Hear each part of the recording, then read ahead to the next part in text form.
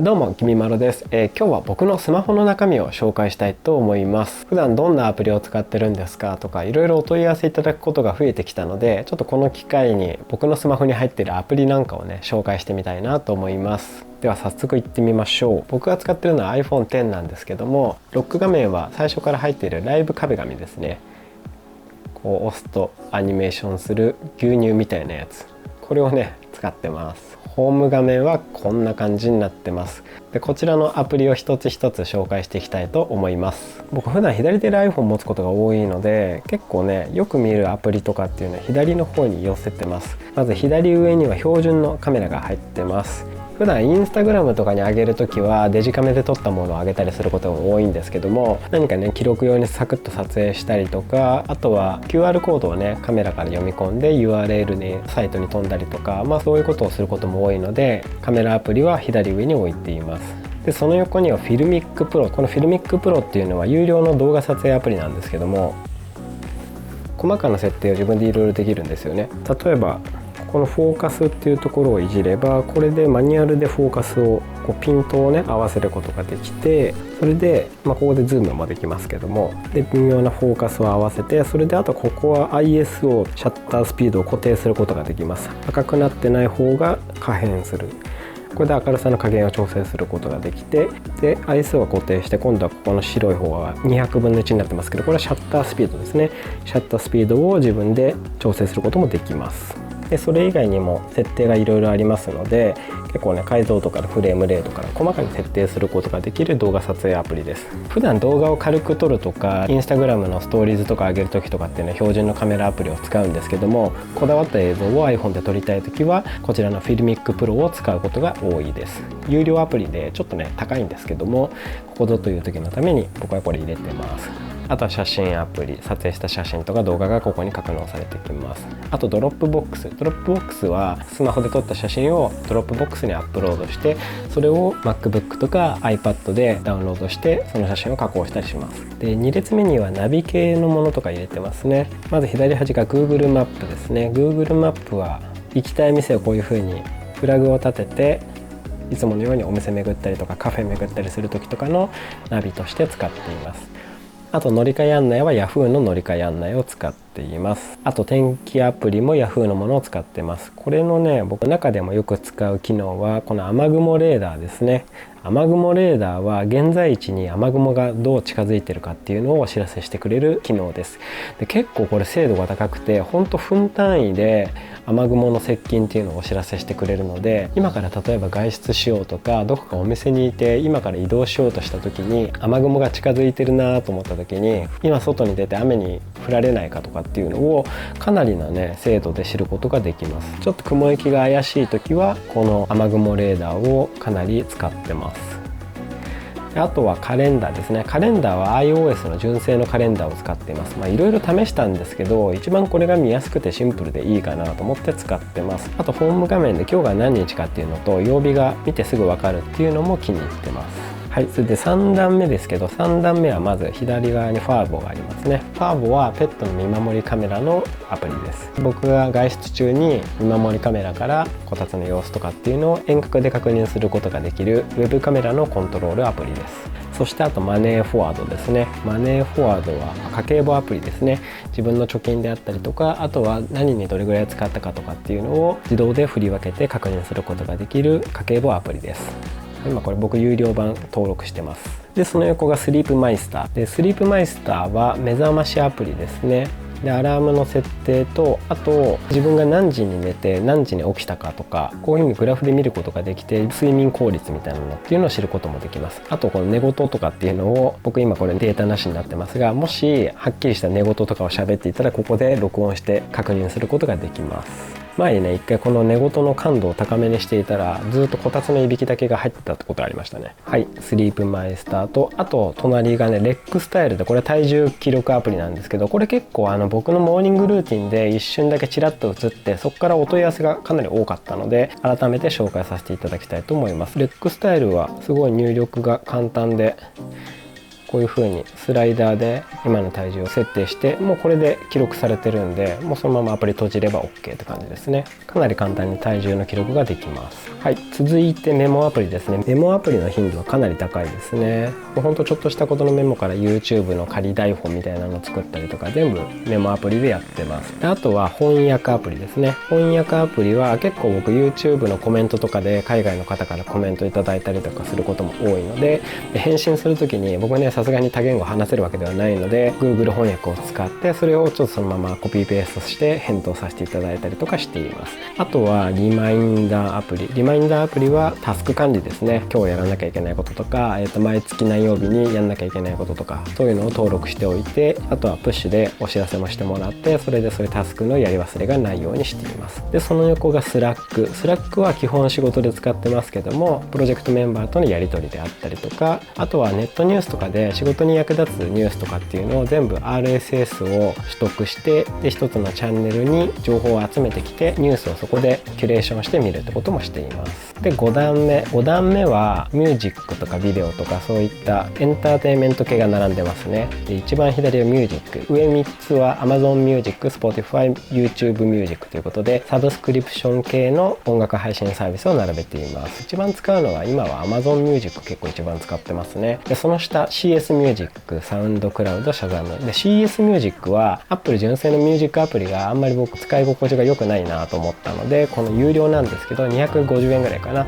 CS Music っていうのを購入しました。この前の買ってよかったものの動画でも紹介しましたが、こちらの CS Music っていうのを iOS の純正ミュージックアプリに代わってこちらを使っています。純正のミュージックアプリと使い方はほぼ一緒なんですけども、安定して使えるのと、設定でなんかここのテーマカラーを変えたりすることができて、ここで赤とかにすればなんか iOS の純正アプリっぽい色になりますよね。であとはサウンドクラウドは音楽投稿サービスですかね。最近あんまり使うことないですね。あとシャザムは例えばお店とか街歩いてた時に音楽が聞こえてきて、その音楽が曲名を知りたい時にこれを立ち上げて周囲の音楽を認識するって、このね真ん中のボタンを押せばその今かかってる曲を判別して、その曲のタイトルとかをお知らせしてくれるサービスです。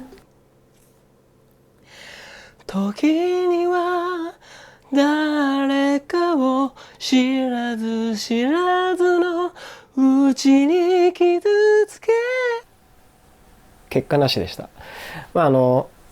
街でかかってる音楽を聴かせる時には役立つアプリです。さあ続いてその隣はビデオですね。ビデオはサブスクリプション系契約しているのがこちらの Amazon プライムビデオと Hulu、Netflix、Unext こちらに登録しています。あと ABEMATV は無料ですけど一応入れてます。あと TVer かな。TVer はテレビ番組とかを見るとき用に使ってます。で特にねこの中だと Hulu とか Netflix は一番利用頻度が高いですかね。Hulu は、去年とか本当あなたの番ですとかも見まくっていたし、そういうね連続ドラマ系とか、日テレ系列ですけどものドラマとかっていうのを見るのに役立ちます。あと Netflix はオリジナルコンテンツも見応えがある面白いのがね多いですし、あと映画とかのラインナップも結構多ジャンルにわたっていろいろあるので、非常に見応えのある動画が多いんじゃないかなと思います。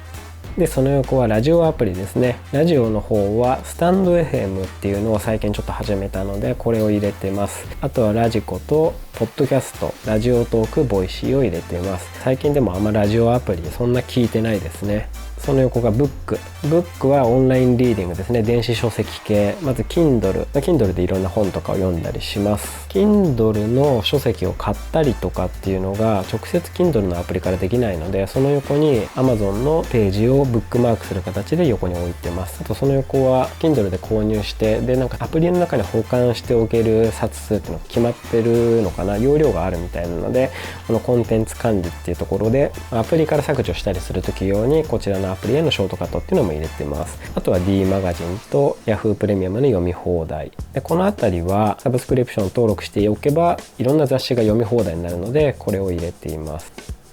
あとポケットはネットの記事とかそういうので気になったものっていうのを全部ブックマークしていって、このポケットの中にポンポン放り込んで後でそれをまとめて読むみたいなことをしています。そしてあとスマートニュース、ニュースピックス、これらはブックではないですけども、読み物系ってことでここに一緒に入れちゃってます。あと一番下の段はまず左下に YouTube を置いてます。 YouTube は自分でもちろんねこう動画やってますけども、見ることも非常に多いので結構ね使用頻度が高いアプリですね。あとは YT スタジオっていうのは YouTube の自分のチャンネルの状況とかっていうのを知るためのアナリティクスアプリですね。 YouTube を運営する上ではこれがないと始まらないってぐらいにかなり大事なアプリです。でその横はメールめちゃめちゃ溜まっちゃってますけども、純正のメールとあと Gmail とあとメッセージ、そしてメールじゃないですけど電話、カカオトーク、メッセンジャーっていうコミュニケーションツール系もこの下に入れてます。メールね、重要なメールはちゃんと読んでるんですけども、スパムメールみたいなやつも集まってきてしまっていて削除するのもめんどくさくてそのまま残しっぱなしにしてるんで、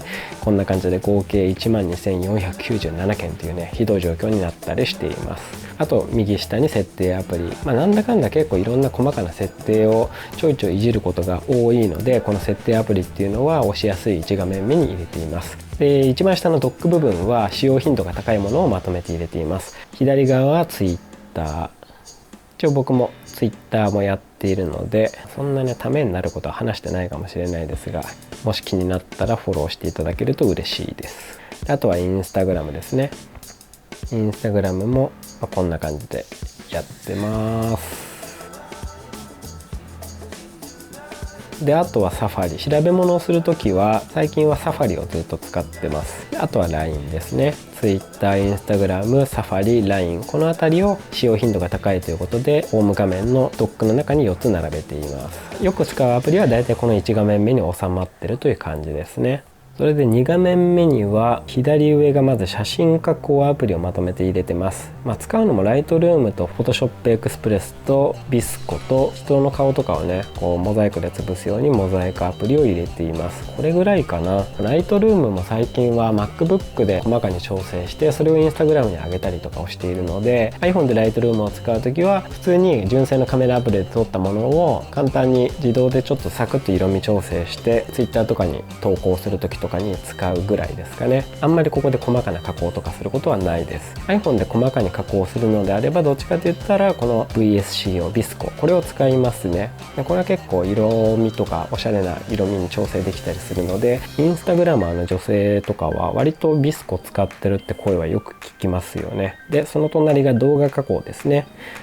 動画加工はほとんど使わないですね。最近だと写真アプリに入ってる動画の編集機能もかなり充実してきているので、わざわざこちらのアプリを使うことはあんまりないですね。ちょっと一応入れてますって感じです。はい、そしてその横はカメラはカメラをこうコントロールする系のアプリっていうのを入れています。こちらの GY プレイは Zune のジンバルと連携してジンバルから iPhone のカメラを操作したりするときに使うアプリです。あとは Canon Connect は Canon のカメラとデータのやり取りをしたり Canon のカメラをコントロールしたりするときに使うもの。これで富士フィルムのカムリモートは富士フィルムのカメラをコントロールするもので、イメージエッジは、ソニーのアプリになってます。であと GoPro は GoPro をコントロールするもの。はい、カメラはこんな感じですね。でもこれもそんなに使わないですね。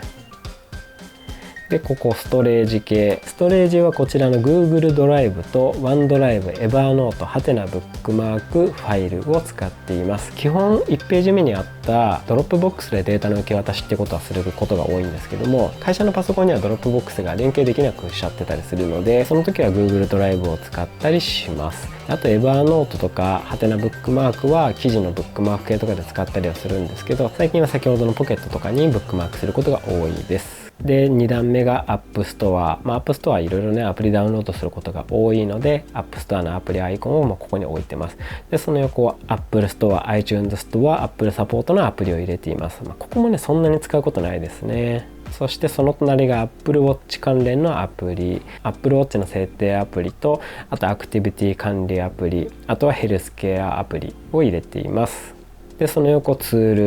ルの中にはまずボイスメモが入っています。何か声で記録を残したいときはボイスメモを使います。あと計測ってね正直そんな使うシーンはないんですけども、なんか使うことあるんじゃないかなと思ってとりあえず入れてます。その隣が Adobe スキャンで、これは書類をスキャンしたりするときに使うアプリですね。あと時計とコンパスで、GoodNotesは iPad で使うことが多いんですけど、 iPad で書いたものを iPhone で確認したい時とかはこちらを使って確認します。であとは計算機と iPhone を探すアプリ、タイルアプリというこういうトラッキング系のアプリっていうのも入れています。基本ここは本当たまに使うぐらいなフォルダです。でビジネスの方には Notion っていう、これもプロジェクト管理ツールですけども、こちらとあとアプリ系を扱うことがあるので Apple のテストフライトだったりデプロイゲートっていわれるこう開発系のアプリっていうのも入れています。あとは Google のスプレッドシートと Microsoft の Excel、Numbers、あと WordPress と Figma って、 Figma はそのアプリの UI とかを作るときに使うアプリですね。基本このあたりは仕事で使うものです。ちょっと仕事なんでね詳しく説明することはできないんですけども、こういったものが入ってます。でその隣は EC ですね。 EC ここ結構やっぱ使えますね。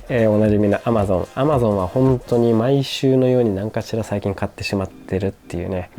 中毒気味でやばいですね。あとロハコは今まで実は使ったことはなかったんですけど、最近ねトイレットペーパーとかが買えない問題とかがあったりしたので、ロハコだと買えたりしたのでここで買いました。あとは楽天市場、ファッション系だと ZOZO タウンとユニクロ、あとは GU のオフィシャルアプリで、一番下の段が無印良品の公式アプリと、あとはメルカリですね。EC というかフリマアプリですけども、メルカリをここに一緒に入れてます。その隣のペイメントの方はこちらのウォレットと Suica と PayPay と LINEPay と auPay が入っています。この中で一番使うのはやっぱり Suica ですかね。Suica は自分のこのスマホの Suica もそうですし、 Apple Watch の Suica もこちらで設定をしています。ペイメントはこんな感じですかね。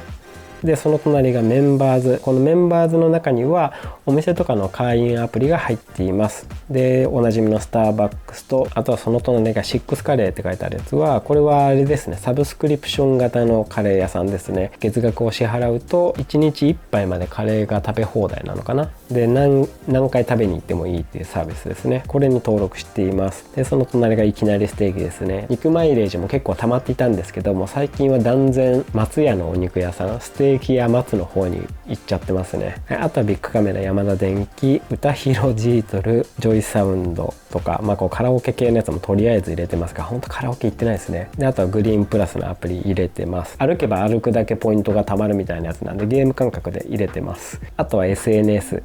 ここは一応登録しているけど全然使っていないような SNS が入ってます。 TikTok は一応アカウント持ってますけど、そんなに見ないんでもうここにしまっちゃってます。で Facebook も登録はしてるんですけど、もうほんと最近見ないですね。もう削除してもいいぐらいなんですけども、結構 Facebook だけでつながっている友達とかもいたりするので、そういう人から急にねこう連絡が来たりとか、近況報告みたいなとかっていうのがあったりするので、何か連絡とかが来たら確認するぐらいの、もうほぼ使ってないアプリになっちゃってますね。でウェアはなんかこうコーディネートを参考にしたりする時とかにたまに見たりはしますけども、これもあんまり最近開かないですね。そしてファイ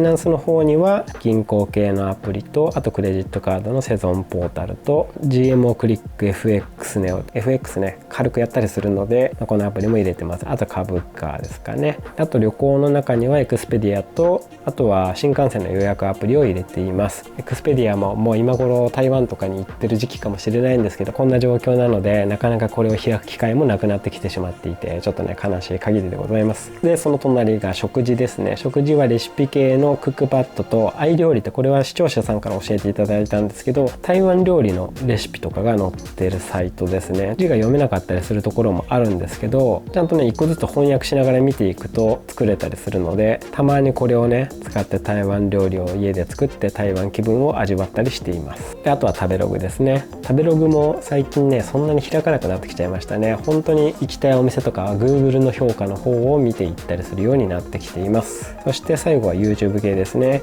YouTube カウント YTSC ソーシャルブレードと、あと YT コビットっていうのを使ってます。 YT カウントとかこの上3つはチャンネル登録者数の推移だったりとか、そうアナリティクス的な機能なんですけど、そんなに毎日見なくても、先ほどの YT スタジオって1ページ目にあったアナリティクスアプリを使えばだいたい知りたいことが分かるので、他はねあんまり開かないことが多いですね。あとこの YT コビットってやつは、僕の YouTube の動画が Twitter でシェアされた場合にお知らせしてくれるアプリなんですね。割と僕の動画を見知らぬところでシェアいただいてる方とかがいたりして、でそう紹介してくれた方のところに行ってちゃんといいねさせていただいて、で場合によってはご挨拶させていただいたりっていう、そういう風にねちゃんとコミュニケーション取っていきたいなと思ってるので、そんなに使用頻度は高くないですが、この YouTube のフォルダの中に入れています。はい、こんな感じですね。 iPhone のアプリはそんなにゴリゴリ活用できてるって感じでもないので参考になったかどうかわからないんですけども、もし皆さん僕が使っていないアプリで何かおすすめのアプリとかがあったらぜひコメントで教えていただけると嬉しいです。本日もご視聴いただきありがとうございました。もしこの動画が良かったと思った方はぜひチャンネル登録をよろしくお願いいたします。動画が良かったと思った方はグッドボタンもお願いいたします。ではまた次の動画でお会いしましょう。バイバーイ。